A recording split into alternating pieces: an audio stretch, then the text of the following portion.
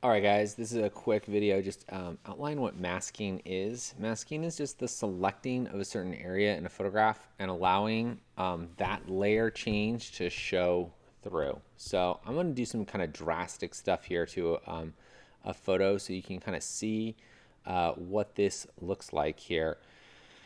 So I'm going to, let's go into hue and saturation. And over here, I'm going to shift my blues, and I'm going to really kind of just knock out like all the color in that completely. So now basically all I'm left with here is a skin tone, and let's also select out this and reduce the saturation of that a little bit. I'm going to hit undo on that one.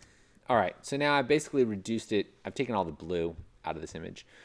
And now if I wanted to, I could go through here then, and I've knocked out the saturation of those, but I could also shift the hue. So we could shift everything green or like way magenta, and we could do some kind of like weird things here with this. So let's say I'm gonna shift it green because then you can see a little bit more of what I'm doing. So now we have sort of this aqua thing going on. Now, with the layer mask, this layer is on here. White reveals, black conceals. So I'm selected on the layer mask right now, and I'm going to press Control I or Command I on a Mac and invert that. I could also do Command Shift Delete, which would select my background color and do the same thing.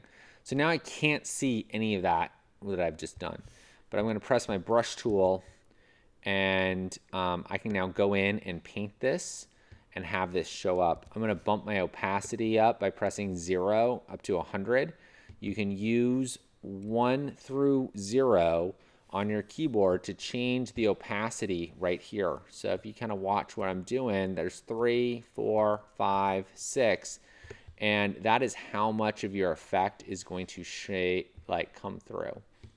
Now with a mask, I can also press Command backslash, and there we go. Actually, Control backslash, and I can see exactly what's been painted and what hasn't been.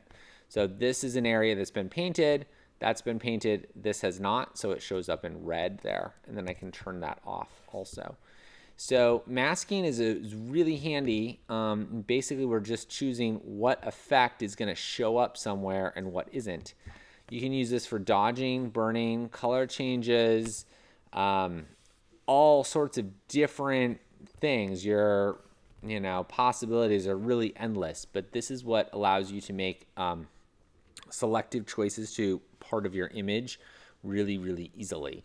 And the nice thing about masking is we can go in, we can change something, and then if we don't like it, we can change what our color is right here, right? So I can press X, and now I'm black, and then I can go in and paint over that, and I'm essentially just making that go away. So you can just watch me kind of paint over this right here, and that then is disappearing.